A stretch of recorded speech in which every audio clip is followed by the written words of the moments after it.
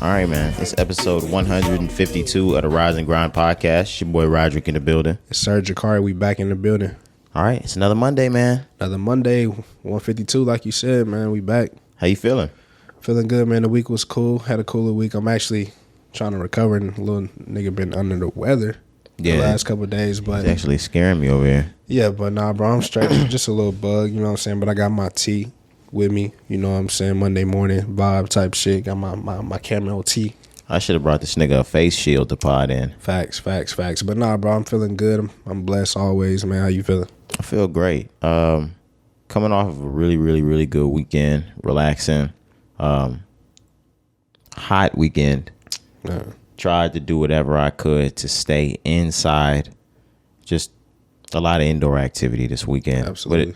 But I'm on a high. Mental health check. I'm sitting around about 8-9. Where you at? Yeah, same. About an 8. Okay. Yeah, I'm glad you mentioned that because this weekend I actually kicked it with my pops again. So my mom's went out of town. She in Cancun. I know your mom's out of town. My mom's is in Paris. Yeah, so France, Pops, not Texas, bitch. Yeah, Pops was at the crib by himself, so we kicked it Saturday. We went out to eat, got brunch and shit. But we was talking, bro. We was talking about the pod. We were just talking about life. But it was good to just, you know, talk about the pod with my pops as far as like us being consistent and the growth and everything. Like I just went over everything with him and he was just like, you know, proud of y'all. Keep going, that shit going, you know, get to where y'all wanted to go eventually type shit. But yeah, it was just good to have that conversation. And then like I said, so because of that, that's why I'm probably at an 8, 9 type shit. But yeah, I feel great, bro. Okay. Yeah, my dad doesn't give a fuck about my podcast. I mean, my dad don't listen. He was like, bro, he was like, y'all cuss too much on it. He was like, I don't know where you learn how to cuss like that. Like, nigga. Oh, my father's a sailor. My father cusses like a sailor. My father is a sailor. Yeah. You know that. You know what I'm saying? But nah, he was really just playing. But he'd be like, man, shit, bring me on. Let me be a guest. I've had a few people just this past weekend ask to be on the podcast. Same. Apparently, we don't have enough female insight on this podcast. And that's something that we've been talking about, bro. You know what I'm saying? That's something we talk about. We understand. We're trying. Yeah, no, we're trying. We got some things in the works, man. We'll work on it. Yeah. I do like to cater to our male fan base, though. Yeah, but I would love to cater more to the women in different ways. You know, I want to cater to the fan base. Period. Everybody. Yeah, same. I'm not gonna go into the demo. I do know we have a large male audience, though. Yeah, of course. But yeah, Bill Gluckman is down with the bitches and hoes. No, always. I was just playing, man. Always. I'm feeling great. Happy to be here. Yeah, 152. Bro. Yes, sir. Thank you for the listenership. Everybody on Apple, Spotify, Google, Pandora, Amazon, Stitcher, Deezer, TuneIn, iHeart, everywhere you're listening. If you're watching on YouTube, Instagram, Twitter, Facebook, TikTok, whatever it is that you're tuning in on, keep tuning in. Make sure you subscribe to us on YouTube. Make sure you're downloading those podcasts on those audio platforms, man. Yeah. Shout out to TikTok, man. I've been back on there recently. You know, I kind of slacked off. We kind of slacked off on the TikTok, but yeah, I seen we're back. Yeah, we getting back to it. Just keeping y'all updated on there. But a lot of people tapped in. You know, people love the posters. Of course, they love the look. They always asking about the posters. So no, you're not getting where we get the fucking posters. Right. Nah, man. Sometimes we be letting y'all know. We get y'all the sauce. You know what I'm saying? But long as y'all don't get the exact same ones. Shout out MK though. Yeah, bro. Shout out MK from South Carolina. Yeah, but like South Carolina. We love you, MK. I think we should be done spreading that link around. Okay, babe, for sure. For sure, nah, because niggas be asking, and I've seen other pods get this shit, but not the same exact ones, and it's not the exact same setup. They like smaller ones. Oh, I was like, word? Yeah, bro, but niggas not getting the same shit that we got though, cause we them niggas. No cap. Was there things that we wanted to get into? It was one before we jumped into it. Okay. Yeah. I forgot about that. We all hooped growing up. Yep. We're basketball players. Of course. There were certain things that said certain things about your play, your level of play, your level of expertise, your level of skill. And it didn't necessarily have to do with anything towards your play. I was going to say towards the game, yeah. If you walked in and you already had you had sleeves. If you were a sleeve player, okay, people already knew that all right, we're gonna put extra pressure on him. It doesn't matter how he plays. We're gonna find out whether he's good or trash by double teaming this nigga from the beginning. So yeah, bro, probably can hoop if he coming in with all them accessories. If he has a leg sleeve on, don't even try it. The Elite socks back in the 2010s, if you were coming through with those, you had a gym bag. But the two things, there were two key ones, and I'm gonna get to the one that we were really talking about last. If you walked in with a pair of Beats headphones on during the warm up, oh my God, you might dunk on these niggas. Like you dunking on these niggas.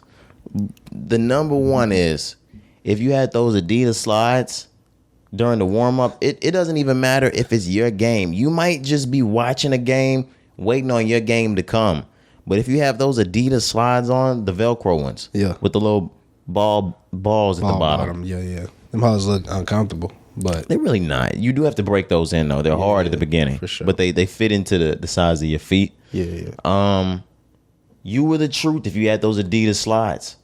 No cap, bro. Any type of size, but them for sure. Even if very intimidating. Yeah, bro. Especially what if the whole team come in like warm ups, same matching warm ups? Oh my gosh. I'm scared of y'all. Oh my God, they scared of y'all. Yeah, they shoot threes and dunk. I was gonna say y'all got money. Mm-hmm. Y'all don't let them niggas have afros with edge ups. Man, all type of shit. But oh yeah, my bro, gosh, I miss them days, man. I really do. Me too, do, bro. That was also an indicator, like where we were from. Maybe it was just me, but there were certain people that knew that style and certain people that didn't. In the school system, when you were coming through with the warm-ups, like if you had the Beats Adidas slide sets, that was also indicative that you played AAU. Yeah, because that's how niggas was coming summertime. Mm-hmm. Yeah, like, oh, that was tournament time. Yeah. Oh, a little tired. Mom still got to drive me to the gym. I got my slides on. There's going to be a couple games before mine, so I'm going to keep the slides on. Halftime comes, I'm going to shoot a little bit. Yep. Like you said, with the Beats on. Beats headphones. But if you had Beats back in the day, you know, because we got on the game when it was popping. Yeah. When we was in middle school. 2011. But yeah, if you had them Beats, bro, you was different. Yeah, like there was a certain look that when you walked, if you were going to an exhibition, if you were going to a 24 hours, an outside gym, a real game, if you had that fit on, it was like, oh yeah, we not playing with him. Nah, facts. Bro, look like he really got it. Yeah. Really, he's probably trash though. Yeah. Especially mid cities. I used to be the nigga that I had a headband, I had the sleeve, I had probably I used to wear a lot of shit. Exactly, and that's what I was talking about because you were trash. You got me fucked up. I was never trash. No, I didn't have the accessories in elementary school, but as we got to junior high, I never did the sleeves, but they didn't allow us to. You remember that? Oh yeah, you're right. You had to have like a medical waiver to wear them hoes. We was in middle school. When you got to high school, I think they kind of changed it. But in middle school, we tried to come in with the sleeves, nigga. Everybody was trying because it was just the new shit. You know what I'm saying? They whole talking about you had to have a medical reason to wear that shit. We like, bro, what? I never wanted a sleeve though. I was cool with if I had a sleeve, I wanted that thick leg sleeve that Jordan had. Yeah. But like the little calf bitch. Yeah, the calf sleeve. Yeah, gotcha. The Elite socks. That was what was doing it for me. And the Beats, I was one of those, like, I was gonna intimidate you before the game. So like slides, Beats, 3-pointers during the halftime. I miss a lot about the game. I saw shit talking. Were you a shit talker during basketball? Kind of, sort of, not all the way, but yeah, a little bit. You were probably the biggest shit talker. Yeah, I look back, I was fueled by shit talk during basketball. Like, makes sense though with Kobe being like your favorite player and shit. I think you kind of picked up a lot of shit from him now that I'm thinking back. Yeah, like I thrived on shit talking. Like, and a lot of people do. I mean, it's everybody has their own different reasons. You know what I'm saying? Like I used to shit talk, but not like all the time. I really just used to I just wanted to win, fam. Like I used to just want to beat niggas so bad. That was always my driving factor. Me too. And it wasn't, the thing is, now that I've grown up, I really just look at myself more as a bad person and not a competitor because I wasn't doing it to get in their head. I was doing it to belittle them as I looked good. Bro, I've literally seen you. I've seen this nigga, guys. Like, bro, defeat a nigga before the game even started. I'm not even lying, bro. Like, got into a nigga head. You know what I'm saying? Like, embarrass a nigga where he don't even want to play no more. He just want to fight you. And it's really not even to get in their head. It just makes me feel. It just made me feel better. Right. That's crazy. It's exactly like how on the Boondocks, Riley, when he was talking about her mama and shit. That's how you used to do.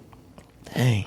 And then don't let us be on the street. I'm gonna throw that fucking ball across. I'm off the heezy you. Yeah, bro. That's the story I was gonna get to. I witnessed, bro, off the heezy, a stranger at the park. And I'm like, bro, we don't even know him. It was our neighborhood. It was our neighborhood, of course. Like, bro wasn't gonna try us. It's like 5 against 1. But still, like, that's a visitor, fam. We don't know that nigga. He was, if you think about it too, he was a lot bigger than us. I remember that. Yes, bro. He was older, bigger, and you just threw the ball off his head. And we clowning. So that made it worse. Like, he was embarrassed, bro. He wanted to kill you, bro. It's one of those things where now that we're in our 20s and a lot of our listeners are in that 18 to 30 range, so you can look back on when you were 12, 13, 14. Those age of kids don't give a fuck about how old you are. Yep. Like, it was to the point where when I threw the ball off his head, imagine like some little kids throwing the ball off your head, and then in the background, all you hear is, that nigga gonna fight you? He gonna fight you? Snickering and shit in the background. Niggas laughing and cracking jokes. Dog. Bro, you're crazy for that. I'll never forget that day because I real life thought we was gonna have to fight. Bro, like, he was pissed, bro. I seen it. Yeah, he was hot because that wasn't the only thing that I had done, and I might have off the heezy him more than once. It was a build up, yeah. So you was talking shit, of course, talking shit. Then, bro, you embarrassed him. You threw the ball off his dome, fam. Like, clocked that nigga. Bro, I'll never forget that shit, bro. I swear, that shit was crazy. Oh, man. I remember. I just don't remember the entire build-up. I know when we were on that court. Yeah.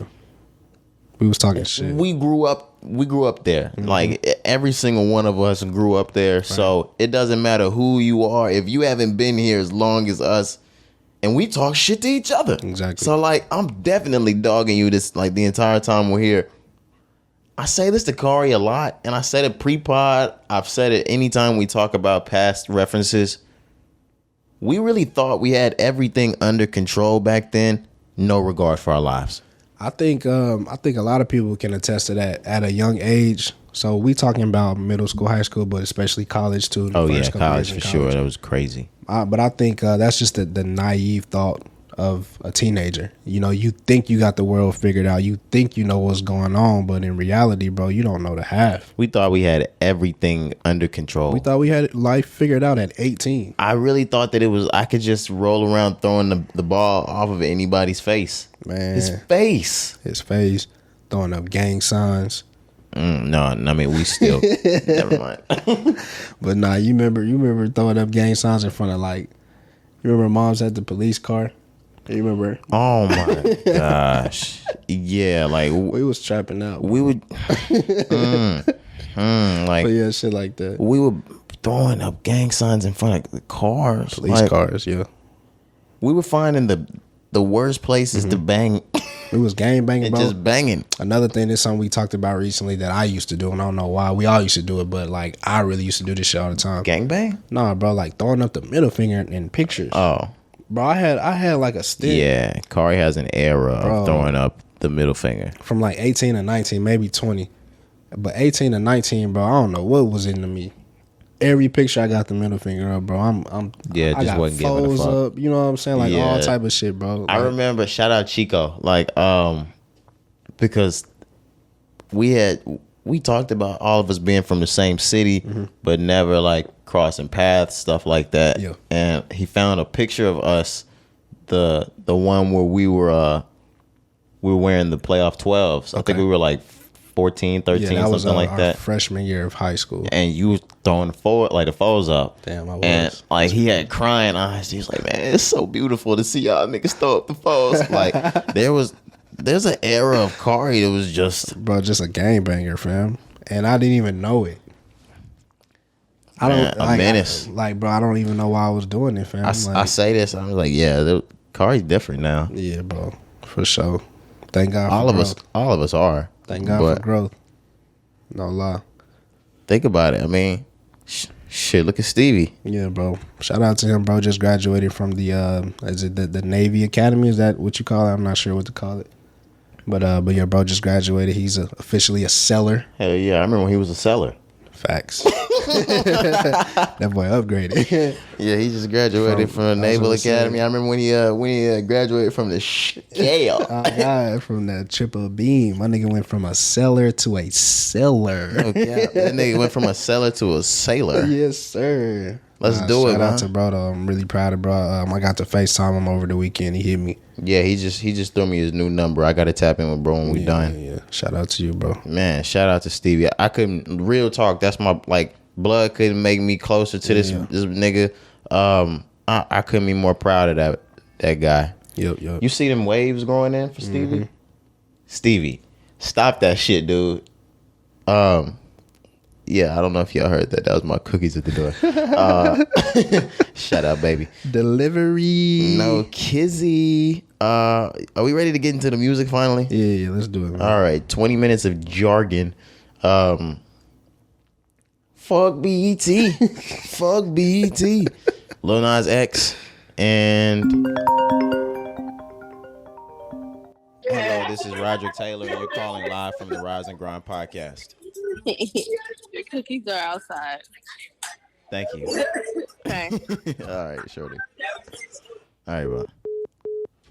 Lil Nas X and NBA Youngboy. Yep. We heard about this. We heard there was a track with NBA Youngboy. We heard there was a track Saucy Santana. Now we know there's probably really a Saucy Santana track too. NBA Youngboy and Lil Nas X have just dropped a track called Late to the Party. Late to the Party. Yep. Starting out, like you said, fuck BET. The beginning of that track, I like that shit. It's a little like all of Lil Nas X songs are gonna be boppy. They're catchy, should I say. Yeah, especially in the first couple, 15, 20 seconds of the song. Right.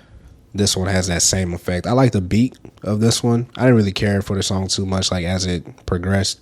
But it's cool. It's not a bad song at all. It's okay, but it's just not my favorite. But the beat is crazy. I really enjoy the beat on this song. We gotta support this song, Cari. How come? We gotta support it. How come? This is the biggest look. Because it's Pride Month? No, that too. Okay. But this is the biggest look NBA Youngboy's had commercially, and the biggest chance he has to do well on the charts. Facts. We can't shun this song. Yeah, I'm not. It's a cool song. Like I said, it's just not my favorite. But I know what you mean, because we've been advocating for Youngboy to get his accolades, his acclaim. So I know what you mean.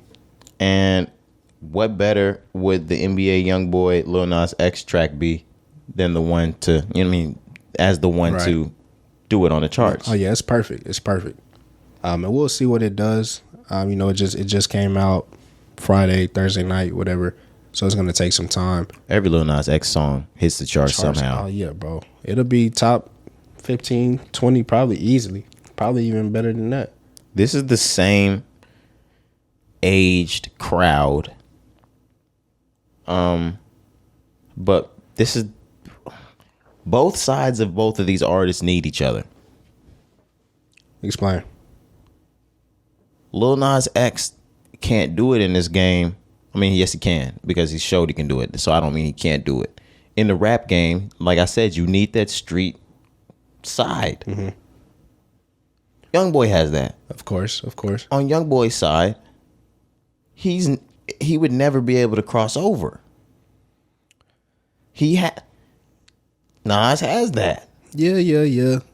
You make a strong point. They scratch backs for this track for sure. Yeah, for sure. This was an easy win. This was an easy let's do this track. For both sides. Yeah. They jumped on this track easy. Oh my God. Nas wants this. Yeah, YB wants this. All right.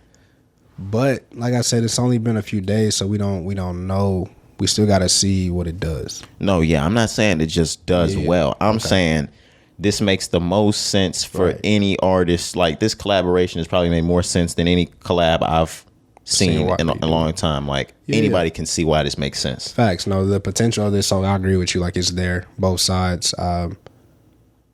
can really win from this. Now, I kind of want to go into the lyrics a little bit, just the beginning, the fuck BET. That's where I was going next. Let's do it. So the fuck BET, I know we kind of talked about this in pre-production. You mentioned how, so Lil Nas X was having his issues with BET, right? And then Youngboy was having his issues the last 2-3 years. They've never like nominated him for an award. Even more reason for a collab. You know what I'm saying? So, they come out right out the gate. Is that AC Praise Jesus? Right. Because goddamn. But Lil Nas X come right out the gate. Fuck BET. Fuck BET. And it sounds hard. And we talked about this last pod that BET was actually using the song for an ad. Yeah. But like we said, this makes so much sense, again, why they would do this track. Like you said, YB's been questioning BET on why he hasn't been receiving nominations or awards for BET. And just recently, Lil Nas X has said the same thing. So, yeah, all this makes all the sense in the world why they're doing this. And the fact that they the BET Awards are tonight, well, the previous night, Sunday night. Yeah, they were yesterday. Right, but technically. They're tonight. Right. But they were yesterday. Guys. Come on now. Let's get But they're supposed to be performing this song, I think. I don't know if we ever really confirmed that or not, but this song is possibly being performed at the BET Awards. But yeah, bro, like you said, it just goes hand in hand on both sides as far as what's going on with them in the industry. We know Youngboy getting shunned by his labels, things like that, getting shunned by BET. And then, like we said, Lil Nas X. So just going back to what we said at the beginning, this can really be something that can really work for both sides as far as, you know, advocating for what they're trying to get. What was it that Atlantic offered YB? Was it like 30 million, something like that? Yeah, for how many albums did it say? No. Yeah, just a deal. Yeah. But if I'm the biggest artist of my generation and I watch the other biggest artists of his generation just pick up 500 M's, yeah, I'm not taking your 30. I'm not. Yeah. Like, what, are you crazy? Yeah, I know I'm not Drake, but if anybody in this world, in this rap game, has the potential to be the biggest of the biggest of the biggest, and like I said, guys, I'm not saying that YB is Drake or is anywhere near Drake or has that whatever, but if we think about the younger guys, and there's only a few of those that have that kind of projection. Yeah. So, like, if you see somebody that could be like, and I'm thinking I could be that one day, and he just got 500. Yeah, I'm not taking your fucking 30 if I know I have an entire generation behind me. Exactly. And like you mentioned, I just want to, tie it in as well. Like, we're talking about 10 years down the road. Yeah. Of touching that type of money. We know Youngboy can't get that right. Nobody outside of Drake can get that right now. Right. Absolutely. Unless you're the fucking Weeknd. Right. Exactly. But yeah, as far as the potential, bro, and, just staying consistent, if we look 5 to 10 years, down the road, yes. Absolutely. Like, it's obvious. And the same way we watched Tupac wasn't able to do the same stuff in the amount of time that Lil Wayne wasn't able to do, and Drake has done more in his time than Lil Wayne was. It might not take these niggas this time 10 years. We're in a microwave ass era. Facts. Niggas may get that shit in 5 years. So fuck days. No, I'm not taking your 30 million. Yeah. He just got 500 M's. And he don't fuck with y'all anyways. So like, no, nigga, that y'all better hope y'all don't need this nigga one day. They are. I know, and it's gonna suck. Cause he gonna be long gone. They're just gonna create a nigga just like him. Yep. He gonna be long gone. They tried, but he realized the game too, and now he's selling BBL pills. Let's get on with it. There's a new track off of the Brent Faiyaz album that's coming out. I think that's coming out in July, right? Think so, yeah. It was called Price of Fame. I'm not a huge Brent Faiyaz fan. I like this song. Same. Like, we've told y'all before, I'm not the biggest. It's coming out July 8th. It's called Wasteland. Okay. But yeah, this song sounds good, man. Like, he switched up the flow about 2-3 different times. Like, the beat changed 2-3 different times. And that's something that you've talked about. I'm going to let you get to your shit as well. But you talk about, like, how... he stays in the same key. Right. That's one of the main reasons why you're very critical. And then me, I'm just like, man, he just ain't never just like... I listen to bro. I know the hits. I know he has hits. But, sometimes I'm just like, he's cool. He's not just, like, the greatest. You know what I'm saying? I'm not a huge fan. But this song is nice. The album coming in a few weeks. This is a good leading single, in my opinion. This is a good lead single. I like this song, like you said, because we talk about how he stays in the same key a lot. He moved around a lot in this, and he did something that you get me every single time you do it. In the Young Harleezy, when Jack Harlow switched that beat up and Snoop came in, you got me there. Every time Drake does two songs in one track, and you switch the beat, whether you go from slow to upbeat to slow, you get me every time. All right. He did it in this one. He just cut the entire beat, right, and then moved in with totally something completely song. different. Yeah.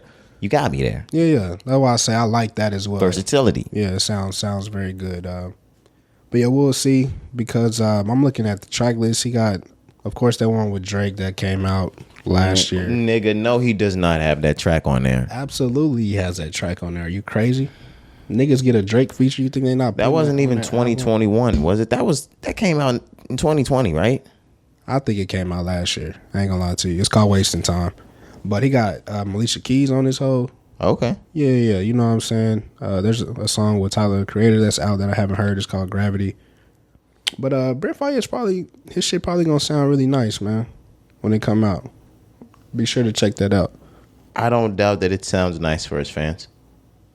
Yeah, let me see when that shit came out. It was 2021. I just want to see what month. That's why I'm looking at it. Okay, it was July 2021. Okay. So a year.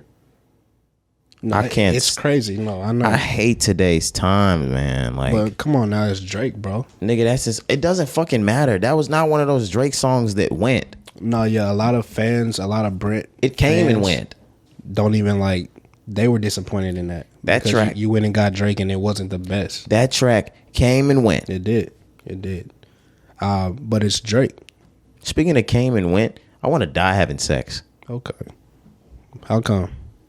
Oh, that was a joke. I was about to say, so you could that's some bullshit. you could come and go at the same time. Yeah.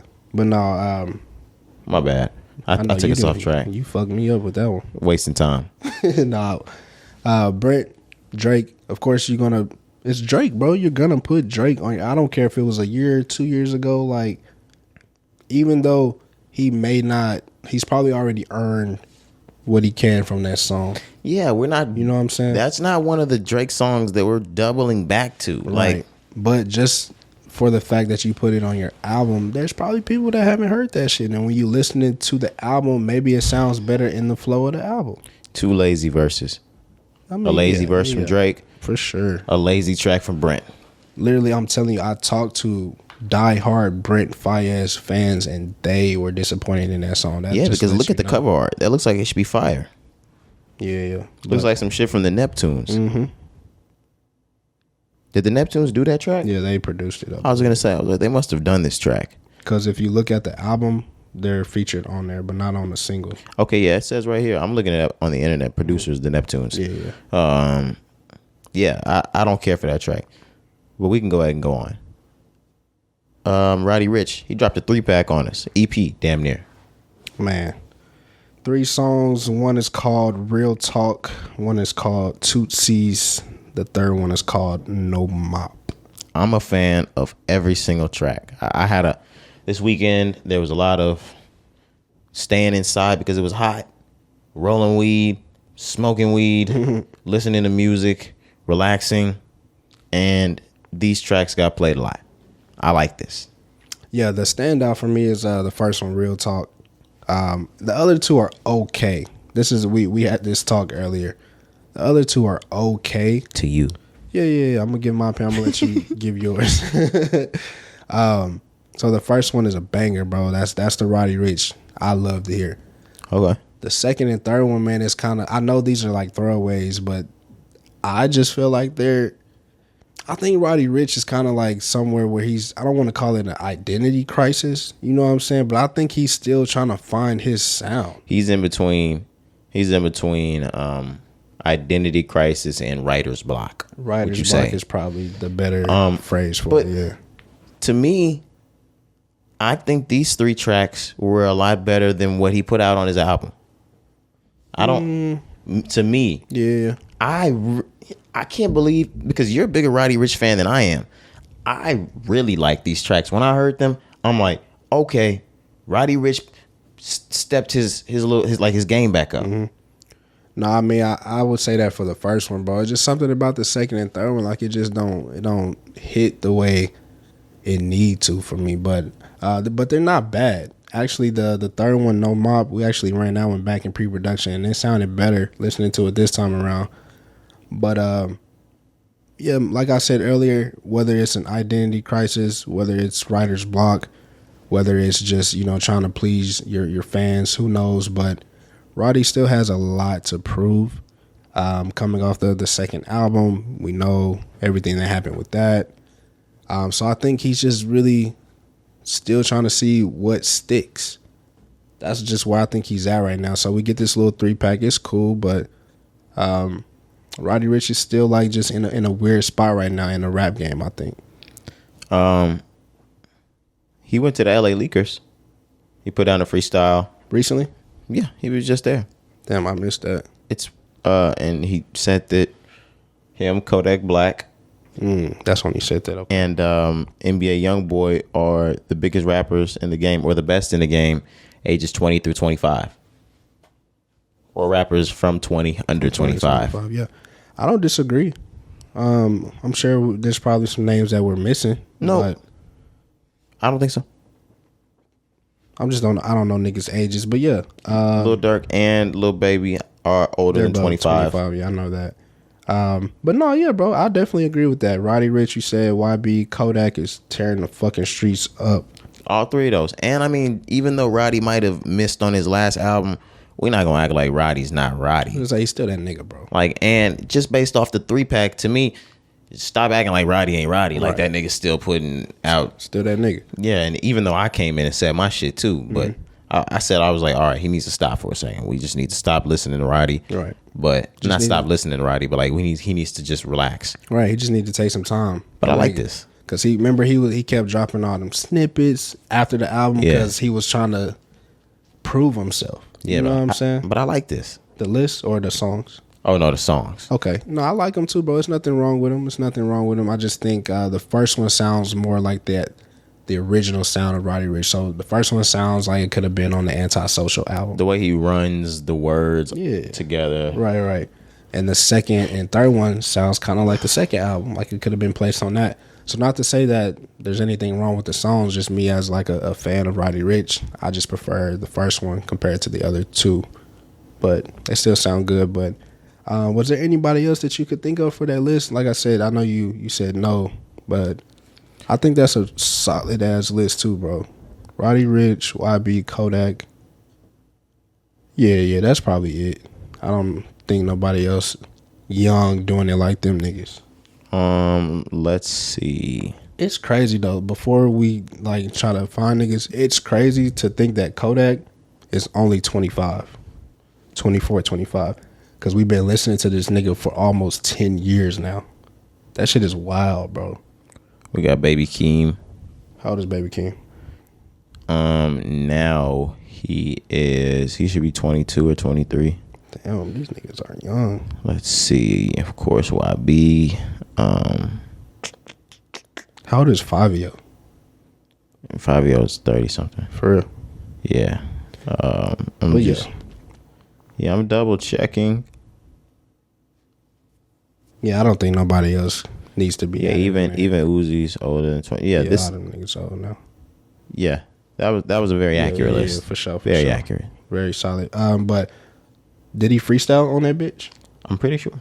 I haven't seen the videos come out from the freestyle yet, but I've seen that video leak about I just don't see people going to the leakers without freestyle. Yeah, that's why I asked. Okay. Yeah, we'll definitely have to check that out. But yeah, Roddy Ricch, the big three, check that out. 3 great songs, man, from Roddy Ricch. Yeah, we also got 3 albums to talk about. Let's do it. Lil Durk, he's back. 7220. He put out a deluxe. Yeah, so he dropped the original, I think it was March, April. Something like that. Here we are, July. Right. And #1 album went crazy. He was selling like almost 100 in the second, third, fourth, fifth week. Oh, 7220 was huge. Shout out Durk. Bro, he was huge. Going nuts. So yeah, we get the deluxe now. It was a list of damn near like 10 songs, man. Let me Number one on Apple. He went number one on Apple off the deluxe. So it's actually about 13, 14 new songs on it. So, but I only got to listen to about 4 or 5. What I was telling you, the 4 or 5 that I did hear, they're all super rap, drill, Durk. You know what I'm saying? And me, that's not my favorite sound from Durk. And I know that may sound crazy because that's the original Durk. I get that. I like Durk as the voice. When he gets into that bag, when he has the melodies, when he's singing, that's my favorite type of Durk. So I say that to say, I don't know why we need a deluxe for 14 songs. Especially because, like I said, I've only gotten through about 3 or 4. I don't know how the other ones sound the second half. But I'm just like, why is it needed? I don't be getting it. I just don't understand. Money. Oh, my God. Like, I don't even know why you ask why. Well, like, there's no other reason why. Like, Cari, we know how the game goes. Like, I know, bro. I be wanting, like, a different reason, though, fam. No. Like, no, there's not one. That shit is whack, man. There's not one. He had extra songs during the recording process of the album. Right, agreed. Why would these albums just sit here for free when these albums could sit here for $500,000? And I can go number 1 on Apple Music again. I mean, it might sound stupid to you. That makes a lot of sense. No, it makes sense. That's why I say I'm not taking away from a nigga pockets ever. And I have a fan of blah, blah, blah, blah, blah, blah, blah million. Right. I can go up to Alamo Records. We can sit down and we can do these numbers. We can project it. This many people are going to go ahead and purchase this on the drop date over the next course of the week. This many people are going to purchase it just off of some loosies that I already had sitting. Why the fuck would I not put this out? Okay. And I can list it not as another album. I can just list it as an extension to the album. These are bonus tracks. Right, which is going to help the overall sell of the album as well in general. And I'm going back on tour. Right.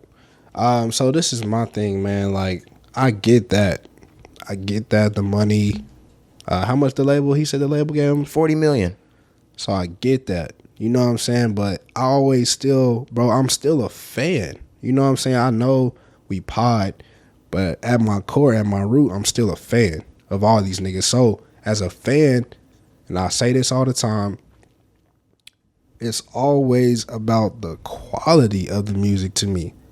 These loosies sometimes, not talking about Durk, I'm just saying in general, a lot of times these loosies are trash. And I get it that you may run up a bag, but as a fan, I don't want to hear trash music. You know what I'm saying? All right, so and now the fucking album has 40 songs on it. So here's a question for you. Talk to me. Have you heard Lil Durk say that he wants more money? No, I don't think so. Okay, I've heard him say plenty of times in songs he wants more money. I've never heard Lil Durk say that he wants to be the best rapper in the game, or that he wants to preserve his discography, or that he cares that much about it. He's getting his check. No, I get that, man. That's the thing for a lot of rappers these days, and that's fine. That's just where we are with the art of music these days. I get it. But still, me at my core, you know what I'm saying? That's just what I be wanting. So I think that's why I always come in and I may ask that same question or be disappointed.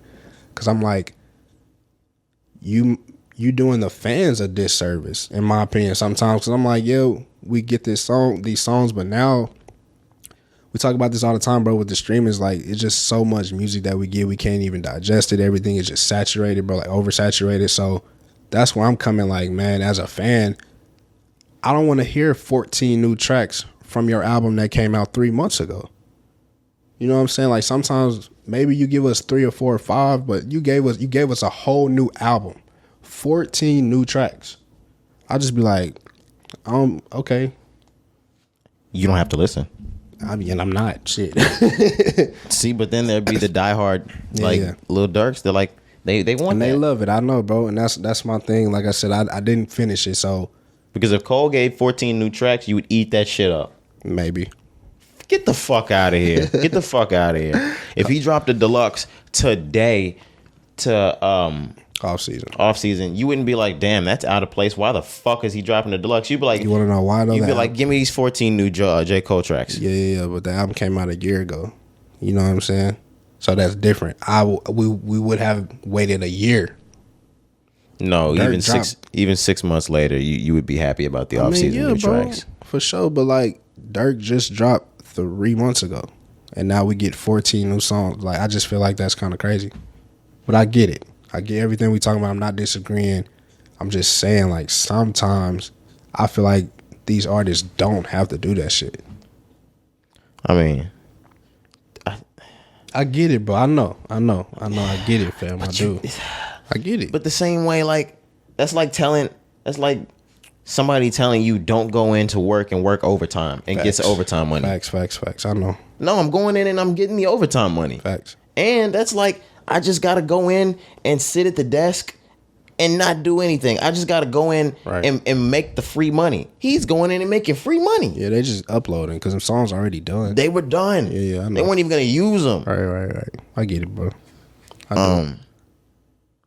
And look at Cari hating niggas getting new money. Nah, bro, never that. Cari don't want niggas getting new money. Listen, hater Cari. He does not want niggas to get new money in this game, guys. Man, never that, bro. Durk, look at him.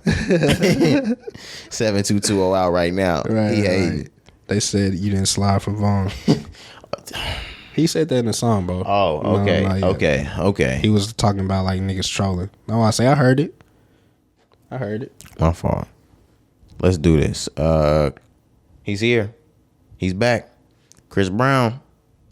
The Breezy album is dropped. Man. I've been telling you niggas for years that Breezy could do it again, man. Chris Brown has put out a motherfucking album, man. That's one of those. Yeah, bro. He did his thing. And I'm going to give you your props, bro. For the last 2-3 years, you've been saying that. You mentioned it last episode, but you were always saying that he could come back and he could do it. He could have us in a chokehold. He could get the streets back. He could get the culture back. And I was always kind of hesitant. But after hearing the Breezy album, bro, he locked back in. Bro, he snatched everybody just like that. It's some of those things. Ye did it. Chris Brown just did it. That you can have your back against the wall. Mm-hmm. You could be making terrible music. You could be acting out in the public. But when you hone back in on your craft and the music is undeniably good, you can't say shit. You can't tell them niggas it's just that good. It's sometimes it's just so good. You just have to sit back and be like, all right, they dropped one of them ones.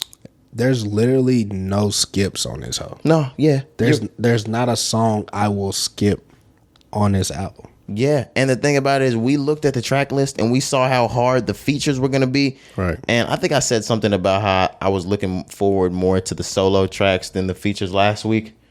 The solo tracks are better than the features, and the features are great. Right. So I'm glad you mentioned that because he starts out all features. You got a couple that's solo, but majority of the first like 10 songs all features, right? And so when I'm listening, one thing that stood out to me, the features are great. He went and got the biggest people in the game. And I got something to say about it too. But what I feel like, bro, is like every beat that was chosen was tailored for who he wanted on the song. Same. Bro, yes. Like literally, so like the Baby track, the Fabio track, you know, that's drill. Blue and Wayne, Durk on the intro, like every fucking beat that is a feature is like, okay, make this. He went to the producer, make me a Durk type beat. You know how that should be on YouTube. Make me a Baby type beat. The more hip hopper type beats, like yes, bro. In the first half, I was even skeptical going into the second half because it was wonderful. It was the first half was lovely, but it was all kind of upbeatish, right? And I was like, oh. I love this. I hope he slows it down though. And just when I said that, in the solo, like no feature tracks start to come, that smooth, slower R&B Chris, yo, he like as soon as that WizKid track come in, like, he get to kicking your ass. Yeah, that WizKid, that's another one that's fit. Yeah, like I said, perfect for the artist. But those like when he starts getting into the tracks with no features, that slow R&B just starts to kick your ass. Like knock you out the park, bro. From the blast track all the way down, he's kicking your ass. Yep, Sleep at Night. Slow R&B. Sleep at Night is one of those. Do you remember the Make Love track from Royalty? And if you do, it's one of those. Yep. Like in the throw that on the sex playlist. Facts. Yeah, that's getting on the getting on the my blue satin sheet playlist. Pitch Black, that's another solo one. That was the one that was track 3, so that one is up there. But I agree with you as well, man. Like, not to take away from the features because they all sound good, but once he got to the solos, I was like, okay, this nigga Chris Brown In his bag. bro. He is back all the way, nigga. Yeah. I was just like, oh shit. There's no skips. I brought up no skips. I brought up Blue and Wayne. That's probably my favorite Possessive. My favorite track on the album so far, outside of what was the one that we just said? Sleep at Night. Yeah, Sleep at Night. Passing Time is really good too. Right after Sleep at Night, bro. That's a nice song. There's a couple of other ones. What's the LMA one? Sex Memories. Yeah. Closure with Her. Yeah, I gotta go back and listen to it again. That's so I can put the name with the track. But And the Wiz Kid one. this kid, that shit is crazy. Call Me Every Day. Man, Chris Brown did his fucking thing on this album. I have nothing bad to say about Chris Nothing. Brown, bro. Nothing. Nothing. The Breezy album is some of the best shit that it came out this year, bro. Easily from the R&B side, without a doubt, nigga. He was on Drink Champs and they asked him if he believes he is the new Michael Jackson. Did you see those? No, I didn't catch his Drink Champs. What did he say? He said that no, because Michael Jackson is That Mike. guy. Like Yeah, he's kind of too hard to catch. That's a respectful answer. They even asked him if he was like the best dancer, and he was like, y'all don't see some of these dancers I see. He was like, y'all call me the best, and he was like, I am not the best dancer in the world. And I'm glad that somebody that high up can be as humble to let you know that, like, yeah, I'm the greatest and I do this shit, but like there's little guys out here that y'all aren't giving a light to that are kicking this shit way better than I'm kicking it right now. Yeah, backup dancers, all that. Those street them NYC subway dancers type shits. That's the guys that he was getting into. Yeah, I respect Chris for saying that as well, because I mean, we've said it before. If we have to pick somebody who's ever been as close to Michael Jackson or could get that, as far as dancing, as far as the art, as far as the fan, you would probably choose Chris Brown. Well, I'm gonna choose Chris Brown. Just dancing. Only dancing is what you're saying? Yeah. Yeah, that's what I'm saying. Like, and this goes years back. I'm not just saying just now. Like, back when bro first started dancing, it was always like, okay, this nigga is like the second coming of Michael Jackson. And when he first started singing, pre-Rihanna or pre-sexual Chris, like in his career kind of taking that type of turn, yes, he had Michael Jackson's trajectory. Yes. Right, that's what I'm saying. Everybody was saying Michael Jackson. So for him to be humble, like you said, I respect bro for that, because it could have been easy for him to jump on that bitch and say, yeah, I'm the second coming. I'm Mike, you know what I'm saying? Easy, yes. And reincarnated, all this shit. He could have said that. And we wouldn't be able to say shit. We'd be like, yeah. We still would have agreed, but like it's cool, like you said, that he was humble. Because it's fucking dancers, it's artists, it's songwriters that we have no idea about, but your favorite artist is the reason why, you know what I'm saying, a lot of these people are successful, because it'd be like other people that really be helping them. The last question that I was gonna get into, which involves the reason why I said dance wise. He said it makes the most sense in the world for him to do a versus with Usher.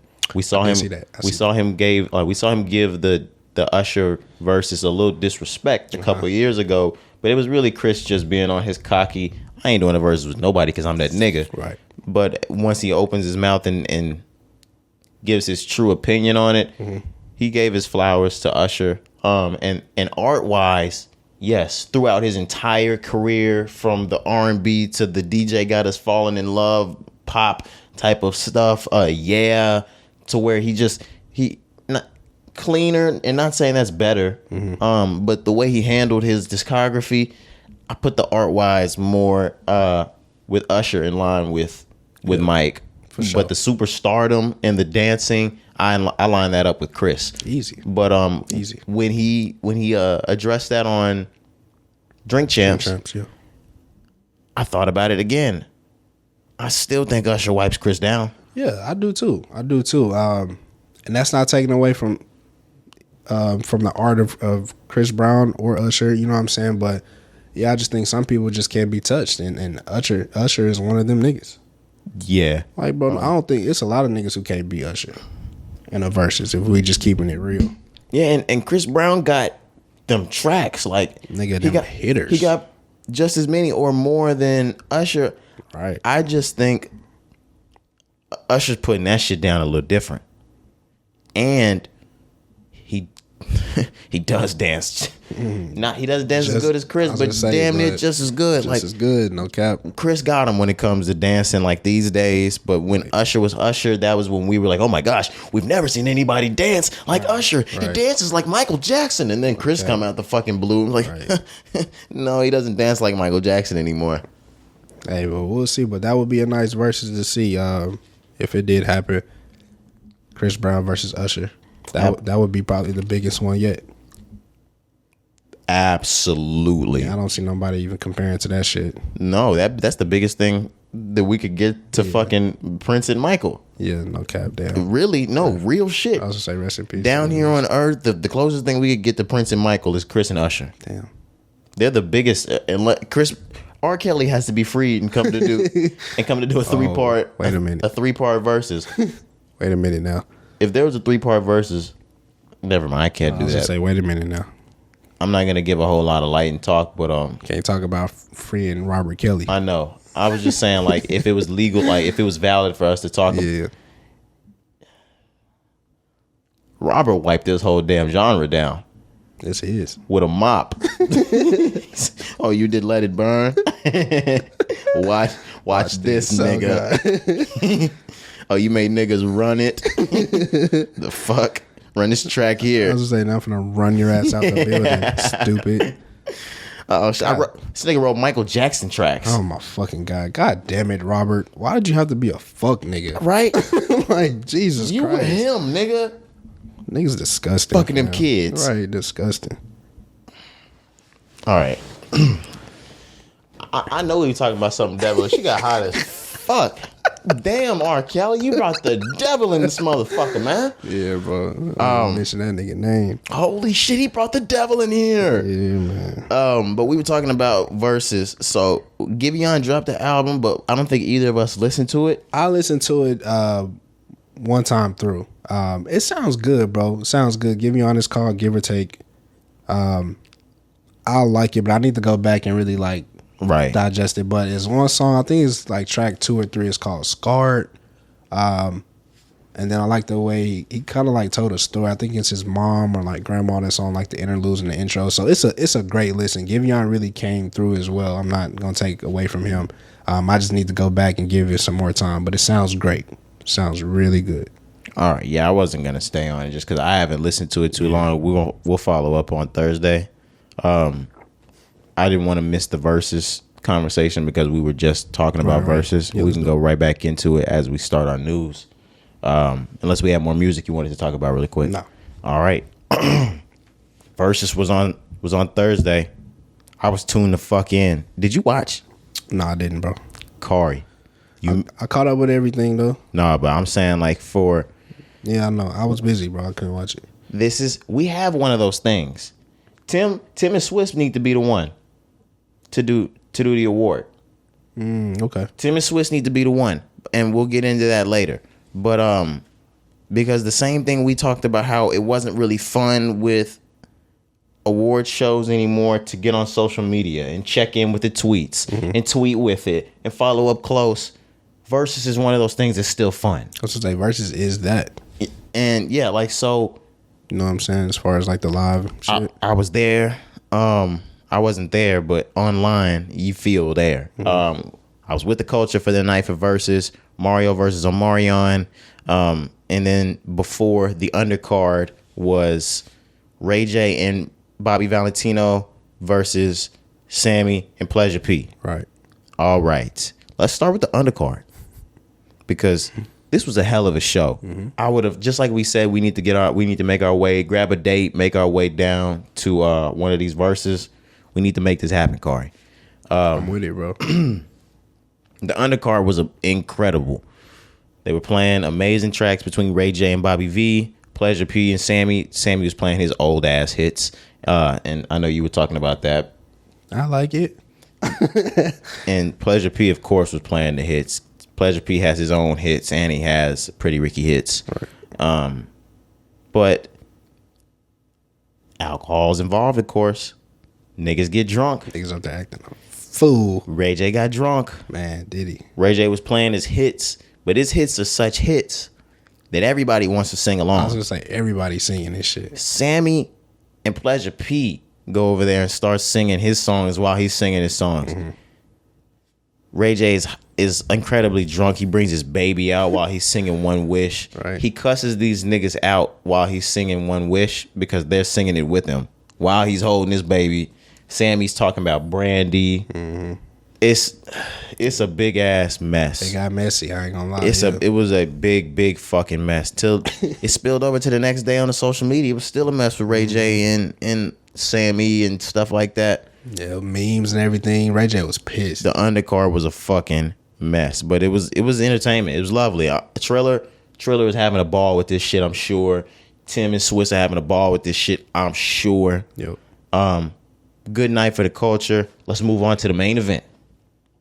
Omarion and Mario step out. What the fuck was Omarion doing with these goddamn watermelons? Bro, like, come on, fam. It's some things that you don't feed into shit like that. You know what I'm saying? Why was bro on stage eating that goddamn watermelon like that? Bro, it's just like fucking Sambo. We tried to, I know, real talk. We try not to be the stereotype so much, and this nigga gets on live television. He came out big Sambo. What the fuck, bro? Yeah, I don't know.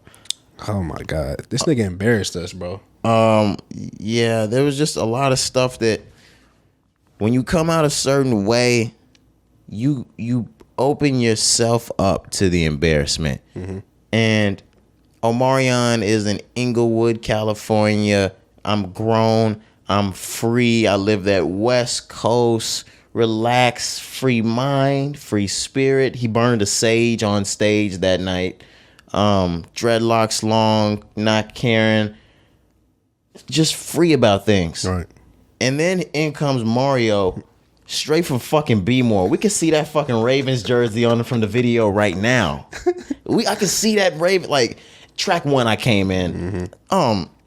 Oh baby, you got all right, from the beginning, he's coming with no bullshit. The watermelon shit, he's making fun of that. Anything that he does, he's clowning him. It gets to the point where Mario is really sunning him up here. Like, he's embarrassing him. And all the while, we saw this with the Dipset. Was it the Locks? The Locks versus Dipset. Yeah. Where people were getting sunned on stage so much that you were hearing hits that you heard your entire life that you just jump up and dance to, that these niggas look so pussy on stage after you hear these jokes that this hit comes on and you don't even want to vibe to it. These Omarion hits is coming on and I don't even want to dance to it because Mario's doing his fucking shit. Like, Mario is putting a show on, dropping these hits, and he's making making Omarion look crazy all the while. Wiped Omarion down. That's why I say bro embarrasses, because we leading up to the verses, we were both set like, yo, Omarion's gonna win this, bro. He's gonna give Mario the shit, blah blah blah. Yeah, we look dumb. That nigga embarrassed our ass. We look dumb. And it wasn't even like one of those, oh my gosh, I didn't even see this coming. He floored him. Like, he routed him. Ran the nigga out the gym, bro. It was like Omarion had no shot. Omarion brought Tank out. Omarion brought the entire dance crew from You Got Served to do a set from the Yeah, I ain't seen that. None of it worked. None of it worked. That's tough, bro. That's tough. Yeah, Mario. He was afraid to jump in his B2K bag because he doesn't have his boys. His boys is beefing with him. Mm-hmm. They clowned his ass for losing. They clowned him after, yep. Oh my gosh, did the B2K squad get on Omarion's ass for this? I would have too. And this is like stemming from years prior as well. Absolutely. So yeah, after the verses, of course, they're gonna have shit to say. I think it was J Boog. He posted like a whole fucking Instagram post saying some shit. They all three in unison at the same time posted the video from The Temptations where David Ruffin walks back up to Motown Records after he's been fired and they're staring him through the window. All of them posted at the same time. That's crazy. Them niggas was in a group chat. Yeah, they were like, all right, and now. That was the end post. Y'all, it's 6:01. Did y'all post? Did y'all post? Okay, I see it now. I see it now. I'll put mine up. But yeah, so I didn't, like I said, I wasn't able to catch it fully live. So I'm gonna have to really go back and watch it. But I saw it was trending. You saw the memes. You saw the watermelon. You saw Ray J. So obviously I knew what was going on. I caught up with it. But I want to ask you, just as far as the entire show, like how was this compared to the other ones that we have seen? this was the best show. The best verses that an R&B versus that's happened. Okay. Of course, the biggest one that I think has happened so far for us was probably Bow Wow Soulja Boy.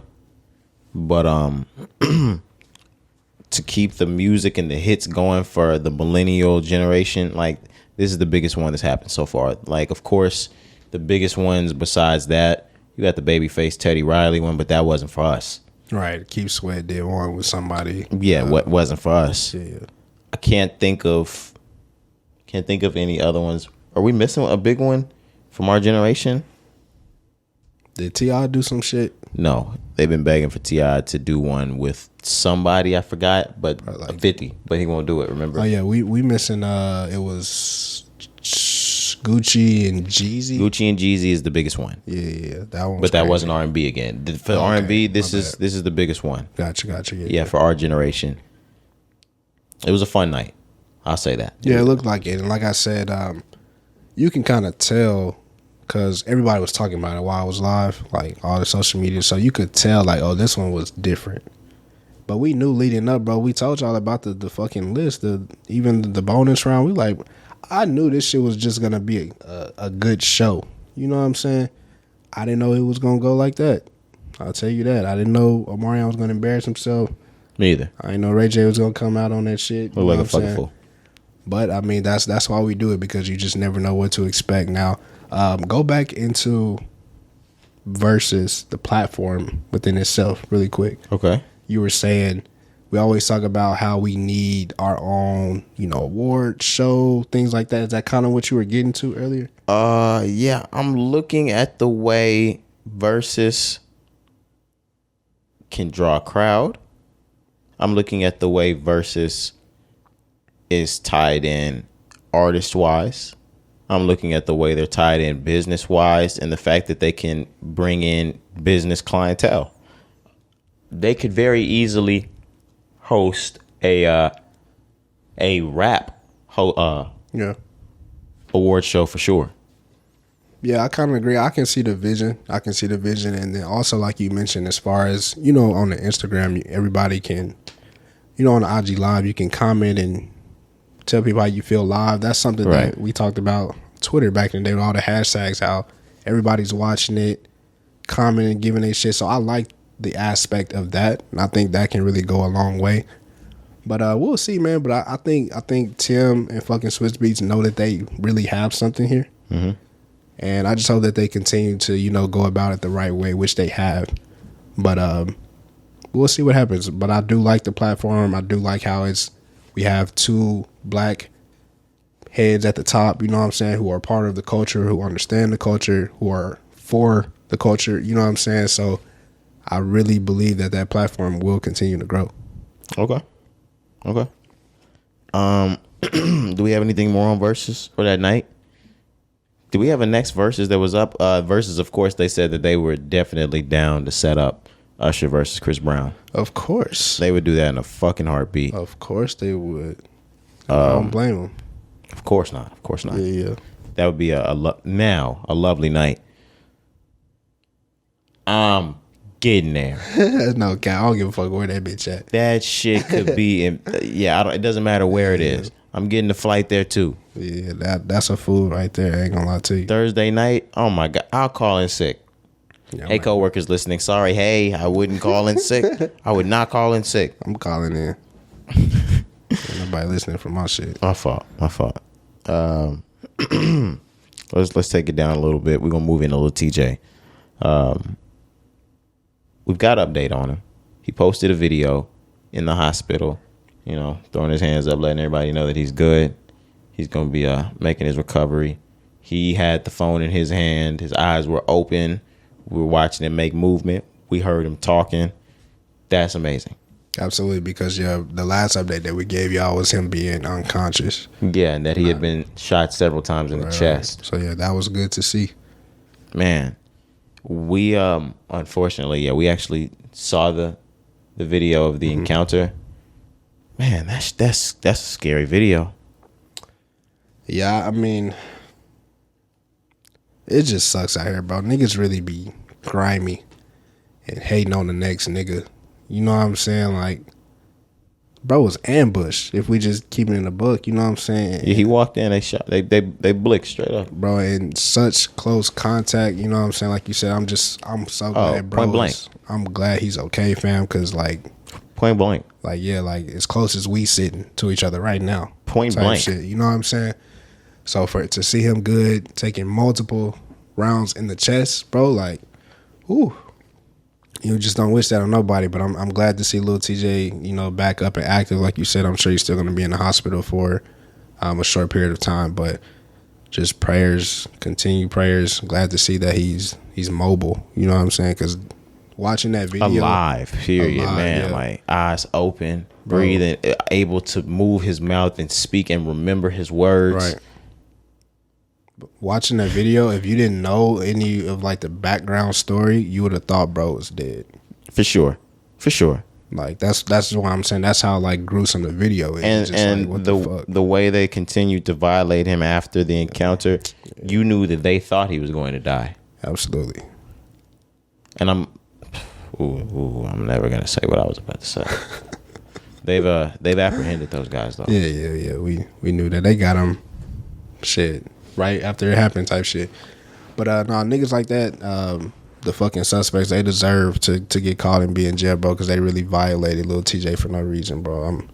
Of course we don't know. I was gonna say, we don't know the reason. Yeah, we'll never know the reasons, but like they violated, fam, like you said. They, after he was down, came back and they really tried to take bro out. Yeah, they pistol whipped him. Yeah. After they shot him. Yeah, they really tried to take bro out. So it's just good to see him, man.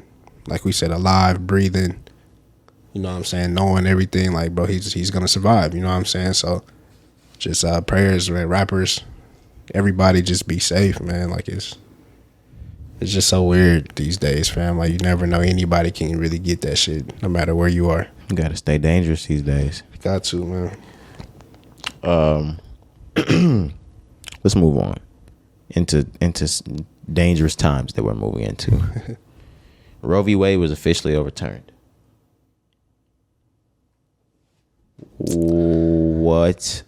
So, in this, it is now up to each state and their state laws whether they would like to keep or ban abortion completely.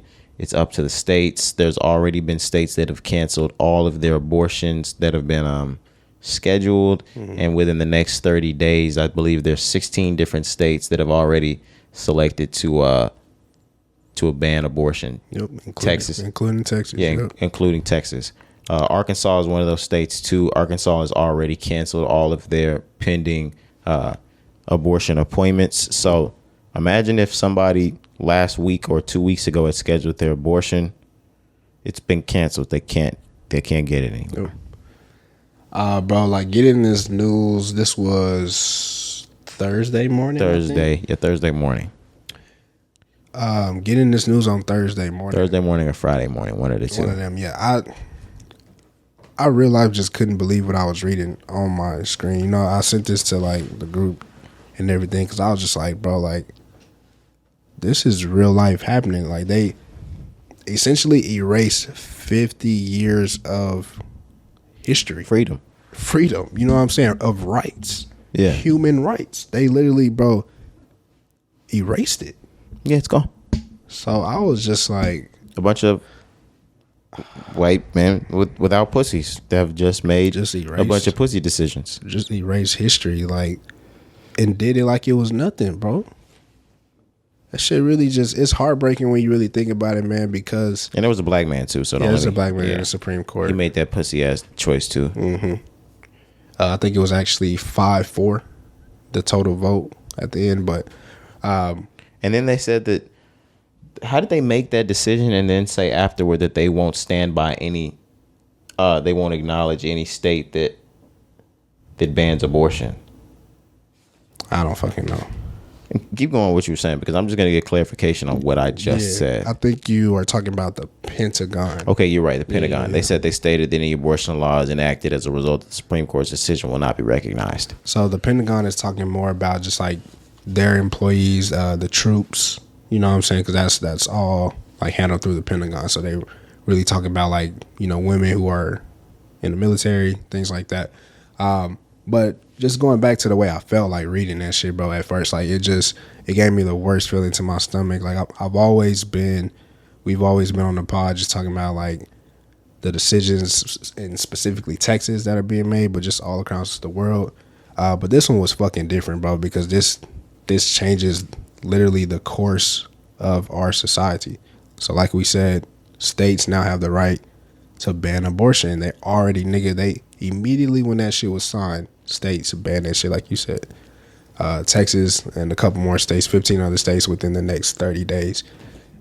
I can't even imagine feeling it as a woman, bro. I can't even imagine like seeing that shit. And I'm seeing women support that shit like at the protests. I'm like, bro, what the fuck is going on? I don't get it. I don't see how you could, as a woman, support people telling you what you can and can't do with your body. Like, I don't know, fam. Now, if you're a woman and you stand for that, that's her choice. That's what she decides to believe. But like, I mean, it's wild. It's wild. I can't. Bro. Yeah. I can't believe it. They said that there are already going to be next steps moving forward to regulate or try to remove birth control and contraceptives, things like that. A lot of shit is changing. Yeah, bro. It just lets you know though that it's not about like human rights. It's all about power and control. Certain things I believe are not going to change though. Some things are so tied into business that you're not gonna get to condoms make too much money. You're not gonna take those. You're not taking those off the market. Right. That's like taking a cigarette off the market. You're not taking a cigarette off the market. As much as it kills you. Yeah, like the big tobacco. I was gonna say, yeah, it could kill every nigga, every person in the world could get addicted to cigarettes. That's better for business. The same way, yeah, that condom, like that might help the agenda, but we pushing too much bread. They ain't taking Trojan. Lifestyle ain't going out of business. Hell no, never. That's just been triple tested. Yeah, I looked at the box today. How much money it cost to triple test latex, nigga? Right, nigga. For years. The fuck? At that. But no, just more on a serious note. They have a spermicide in the condom that will kill your sperm as soon as it touches it. You know how much that costs? Yeah, that shit different. I'm sorry, Cari. Nah, that shit different. My fault, bro. Nah. I just read that today. Get your shit off. I was like, what is this burning me? That's I was like, spermicide. I was like, that's help. No cap, but nah, just being more serious about the situation, man. I just, I'm an ally. I told you somebody called me an ally. I was like, wait, what that mean? You're a feminist? No, I'm not a feminist. Are you a meninist? No. I'm an ally. You're a Cari. Yeah, I'm just me. I'm him. But no, man, like I said, being a woman, I don't know how to feel in a situation like this. I'm sure women are scared. I'm sure you probably just don't know what to think, man. But that's just where we are in our life and our society now. It's wrong. It's sad, but these motherfuckers, man, just making decisions that don't affect them. That's what kills me the most. Like, this shit does not affect them at all. We really need to, bro, the Supreme Court, if you think about our justice system, that shit is really ass backwards. These, bro, they are in them seats for life. Yeah. they are in them seats for their entire life. Yeah, I'm unless like, they decide to give them up, and most of them or don't die. give them up. Yeah, Right, they or die. I'm like, bro, that shit is fucking dumb as hell when you think about it. They've been in them seats for 30, 40, Yeah, 50 years. it's not progressive. It's we so behind, bro. It's the same reason why we never move on as a country, because we continue to employ a president that's fucking 40 to, well, not 40, because 40 is good. I was gonna say That's 60. 650 to 70 Right. to 80 years old. Like, they're probably good people in heart sometimes, but like after Bush got out of office, I saw, like, I'm like, oh, this guy's got a heart and a soul. Mm-hmm. But yeah, that you didn't see in office for 8 years. But these guys are in office at such old ages that the world has moved past their perspective. They don't even know how to lead. Mm-hmm.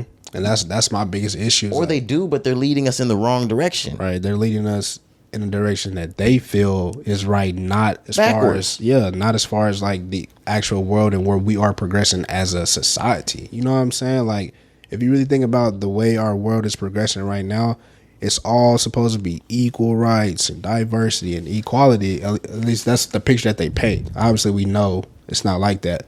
But when you make a decision like this, bro, this literally sets us back.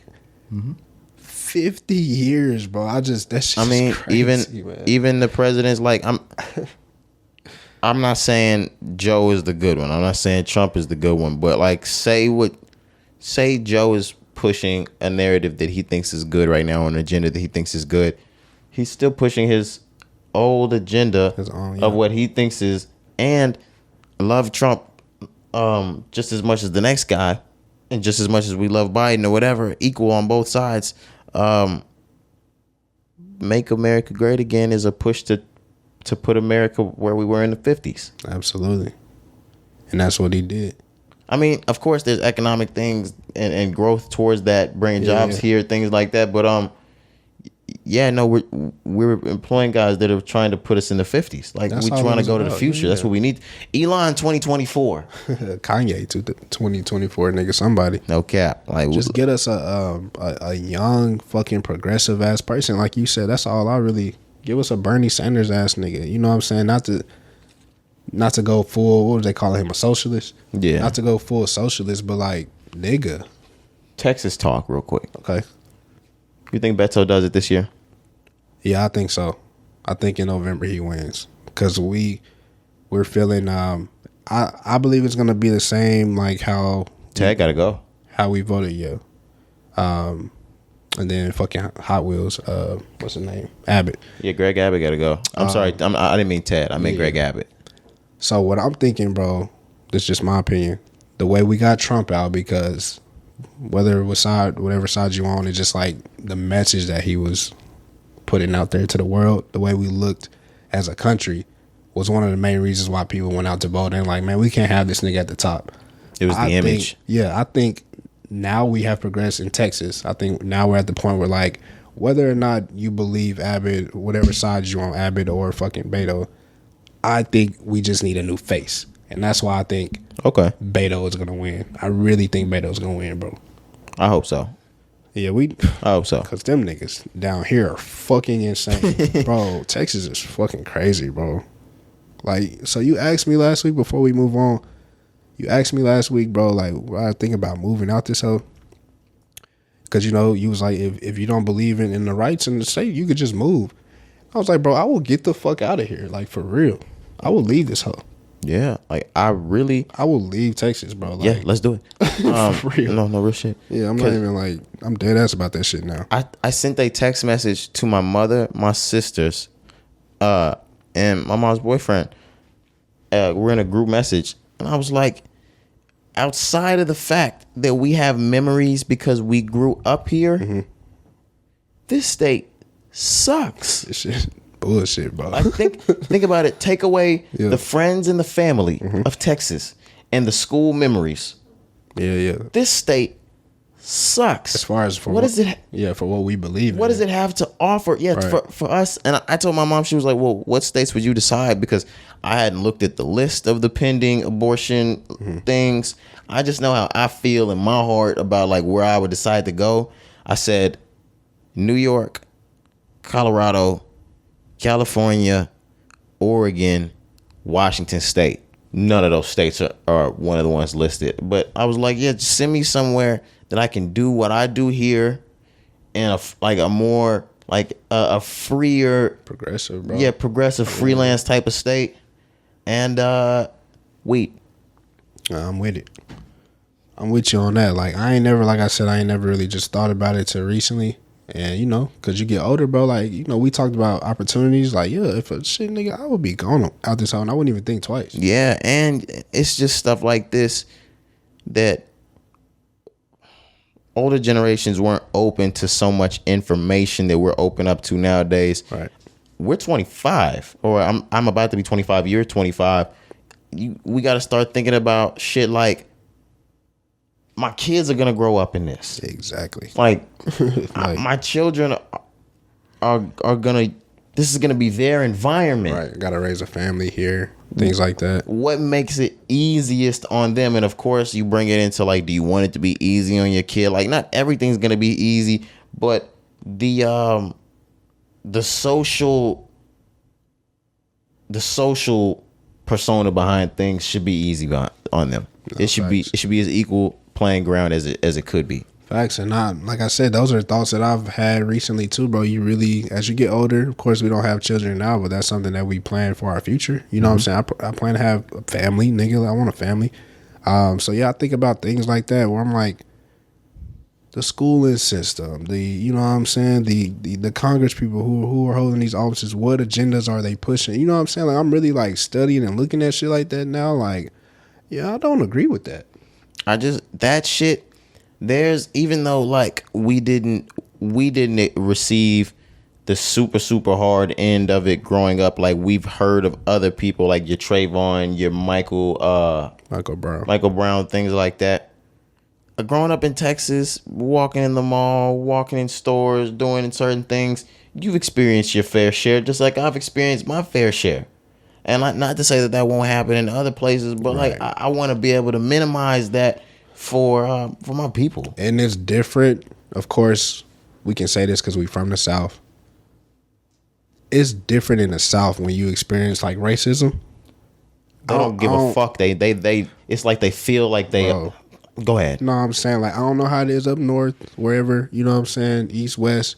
In the South, though, and we've experienced this shit together. I don't know if you remember, but, like, it's almost like it hurts, fam, because it's just like, damn, that's really how you think. You really... We experienced it together?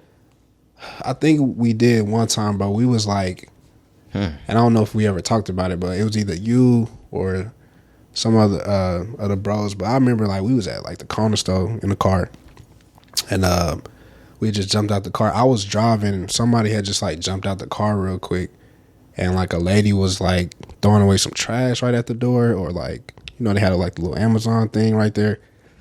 But, nigga, like, we jumped out the car, nigga, she beeped her fucking car like she was scared. You know what I'm saying? It just be like little shit like that. Yeah, I might not remember that. Oh yeah, we've definitely experienced. I've definitely experienced. We went to getting in the elevator, seeing Shorty clutch that purse. Like, bitch, I don't want that fucking purse. Bitch, if I wanted your purse, I already have your purse. For real. You know what I'm saying? Like, niggas act quick. Because this is a jack move, baby. Yeah, like, it's over. We would have been had your purse. I was gonna say, you not even ready for it. Bro, that's what they don't understand. Like, if we really wanted to knock your ass upside your head, we would have hemmed you up over that purse. Right. Like, come on now. So, but yeah, in the South, bro, that shit is different. I know they talk about Southern hospitality. That's real. That's real. That's real. It's real as fuck. But sometimes, and it's great. Absolutely. But sometimes, bro, you can really feel that tension and that fucking dislike towards you because of your color of skin down here. Like, it's crazy. And there's an era in the South that just the land still belongs. That when they act that certain toward of way, if you were to be like, bro, what the fuck is wrong with you? They're like, no, nigga, what the fuck is wrong with you, nigger? Like, that's what they give off. Like, and don't you pipe back at me being angry that your nigger ass is over here. Right, no cap, bro. Yeah, so pipe down, nigger. Yeah, facts. Hard. It's like, yeah, when they giving they shit out, it's like, yeah, I don't see why you're confused on why I'm being racist right now. You know exactly where you are. This is Texas, boy. So yeah, I've been Don't let us get an opportunity, Corey. I've been itching to leave Texas. Bro, itching. And I'm telling you, like we joking, but we serious. Itching. I will pack this shit up quicker than quick. You know what I'm saying? But like wherever we going together, fam. No, yeah, no cap. No cap. So wherever you want to go, or if I would be like, bro, let's go here. We got to make that shit work there. Let's make it happen, bro. All right, dude. Dead ass. But I'm gonna start calling my job, see if they get Right. Y'all do Cali?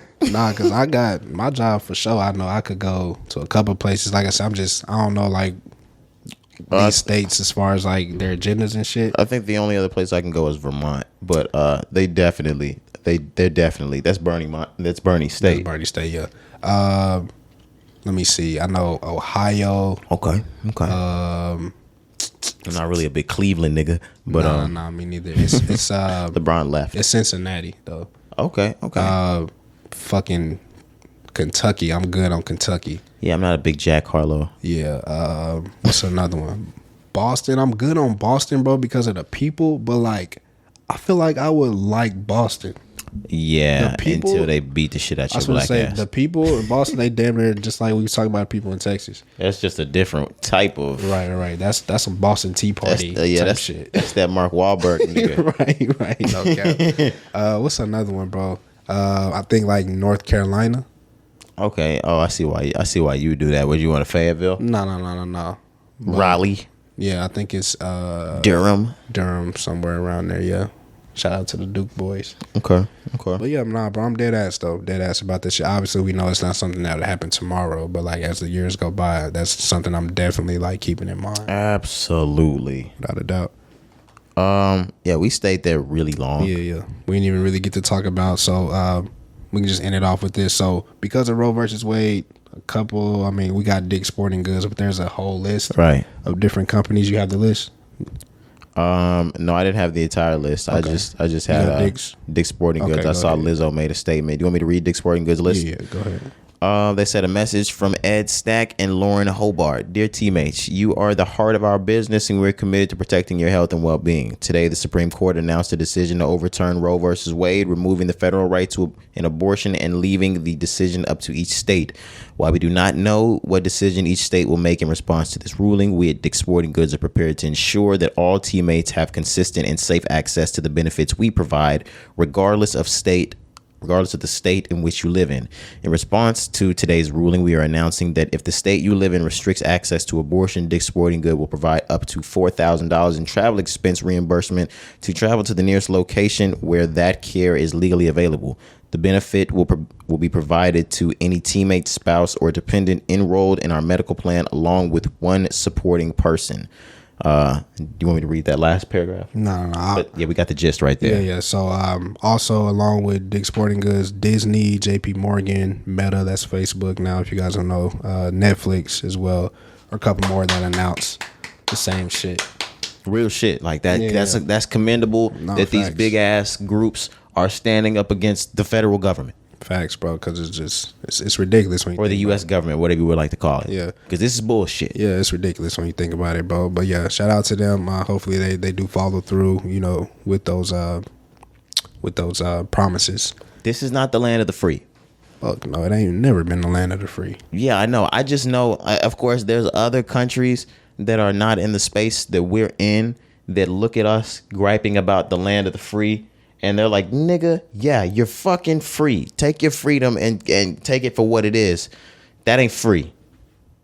Nope. I'm sorry. I apologize to the other countries that are in the circumstances that they're in that look at our freedom like excess freedom. Right. But when we've been here our entire life and experienced what we call freedom and have things taken away like this, that's not freedom. Right. And yeah, don't want to sound ungrateful because we know. We're more than grateful to live in the land of the free. Right. Right. We understand that the American dream. Right. I get that. But yeah, I know what you're getting at as far as like the principles of shit. When you really dive into the principalities, it's like, no. Right. If I grew up eating shit my entire life, I would understand why somebody who ate steak, who had to eat shit for the first day, I would look at them crazy. But on the other side, if I ate steak my entire life, the first day I eat shit, that first day still hurts. True though. Even if it's my first day, having to suck it up that first day still sucks. Yep. So, yeah. Terrible though. This is a terrible situation, and I'm glad that these companies are stepping up. Same. Ready to move on? Yeah, moving on. This is fucking insane, Cari. China has developed a mind-reading device that can detect when men have watched pornography. So, of course, we know that China's a communist country. Country. I mean, not Asia, China. Communist country. Right. And they don't allow any porn. It's actually a crime to watch porn. I would never go to that fucking country. I couldn't even spend the night there. I couldn't. Like, just because you couldn't get a nut off? Oh my God. Imagine having to get your nut off to just your mind. Or like actually imagine going to travel in a city and you have to either nut to your mind or have a girl lined up that night. Yeah. Like I can't just pull up the phone. It's not even legally accessible. Do you know how hard it is to pull up porn over there? You have to have like DVDs and shit. Yeah, bro. And that's lame. Magazines and shit. Yeah, China though is one of the most like strict fucking countries. Right. Everybody know that. Yeah. You probably can't even beat your dick over there. Yeah, you can't do a lot of shit over there. Yeah, it's crazy. I think it's like a crime to be gay, stuff like that. But they have a mind reading device. If I'm not wrong, it can detect specific brain waves. There was a study that was done, and they played porn and they detected the specific brain waves that are watched or that are going through a man's brain when he sees pornography. So now they have a way of checking your brain to see if those brain frequencies have been going on. Yeah, that's fucking insane. Never check my brain to see if I've been looking at titties and ass. Right, please. But The answer's yes. Of course. But no, they ran the study, it says, on 15 male college students. They were placed in front of a computer screen playing porn while wearing the devices that they're using on their heads. The mind-reading devices would then be able to process a collection of photos and videos and flag anything suspicious. That shit is crazy, bro. Why do you want to know that bad? Let that man beat his dick. I mean, it's just because, like we mentioned, China, they want to be in control so much that they're going to the extreme, bro. Let that man beat his dick. Facts, though. Let that nigga get that nut off, man. Like that's crazy. Like, it ain't nothing to get that nut off. in just the other way, the same way that America's been griping this entire time. Not griping, rightfully so. Rightfully so. The way that they're like, all right, we govern women's bodies. Why don't we govern men's bodies? Mm-hmm. You're not be pissed off. You're not pissed off. I would be if they told me that if you watch porn, we're going to hook this shit up to your brain and make sure you get put in jail because we're going to find out based on your brain waves if you've been watching porn. Yeah, that shit is crazy. But what my thing is, I know where you're getting at. Like, that's me. That's my decision. That's my choice. You know what I'm saying? Yeah, that too. But what I'm getting at is, say I have sex with my girl. Yeah. Those same brain waves are probably going through my head. Yes. If you put that on my head, how are you going to be able to tell me that I didn't just have sex? Yeah. Even people going to be put in jail wrongfully. Right. Even with like people making their own movies, their own sex tapes and shit like that. Like, how could you decipher, between the two? That's a good question. You're probably not allowed to make porn over there. No. But I'm just saying, like, hypothetically, like, imagine sitting down in jail and they were like, "What you in for?" Like, dog, I was just getting some pussy, bro. Like, or just sitting down there like, "What'd you do?" It's like, dog, I was beating my dick, dude. Yeah. And then he looks at him. He's like, "Well, now you got to beat mine." welcome to jail, nigga. I was gonna say, what they call it on what's the movie, bro? The cock meat sandwich. Cock meat sandwich, bro. Guantanamo Bay. Shit. Harold and Kumar. I introduced my shorty to Harold and Kumar last week. Did not know what it was. What? We was watching White Castle.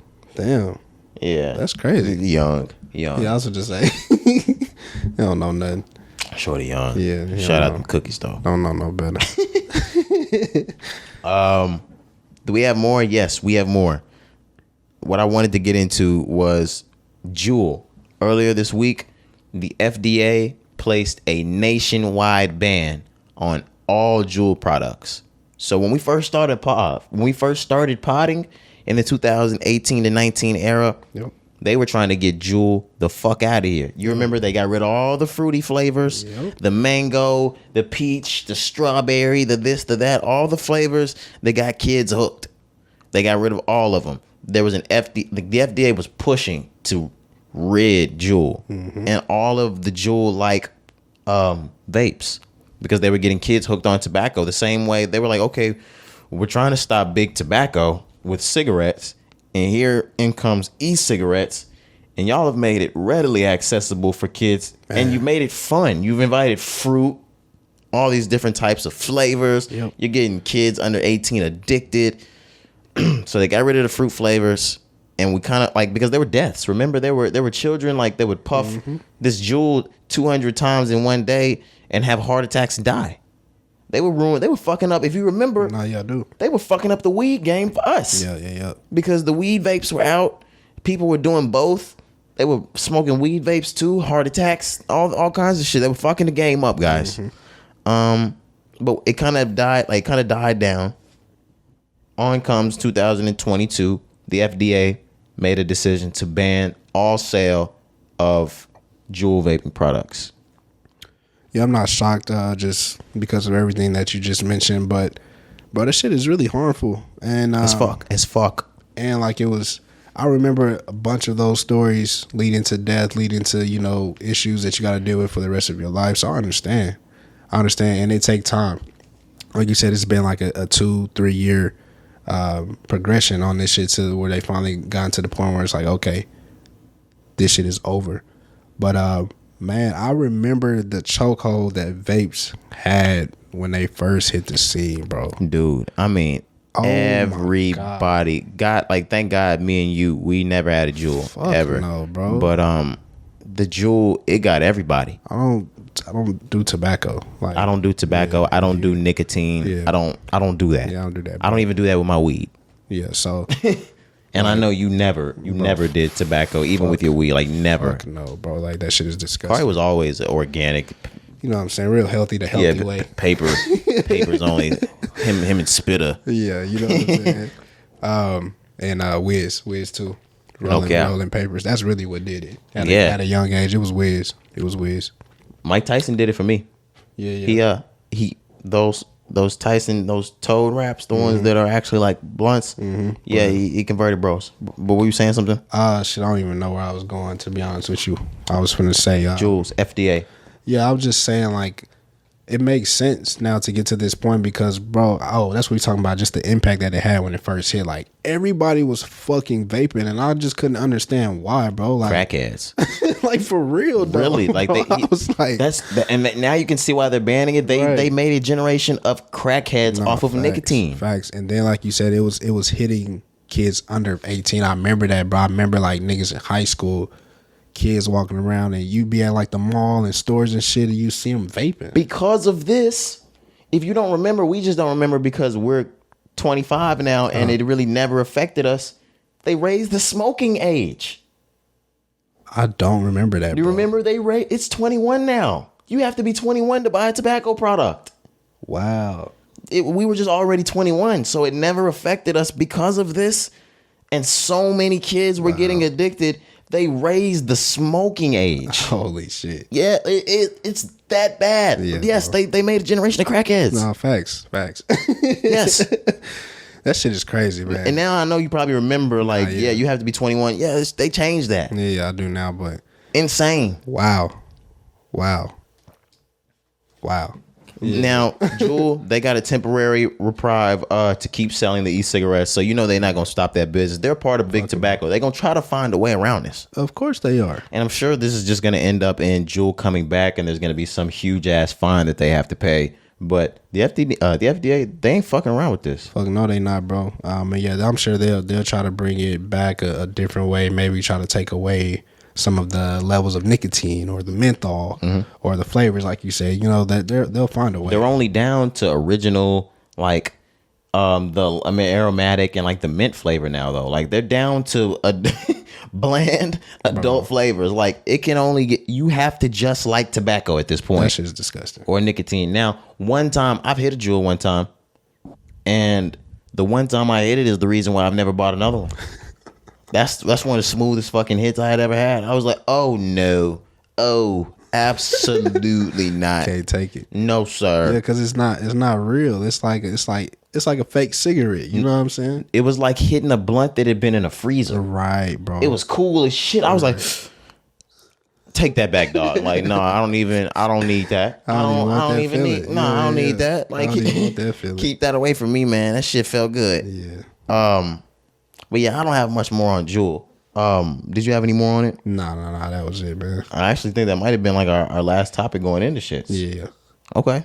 All right. Dang, that might have been it. That was 142? 52. Sorry, 152. Jeez. Blue 52. It's been your boy Roderick. Jakari, we check it out. All right, man. Let's get out of here.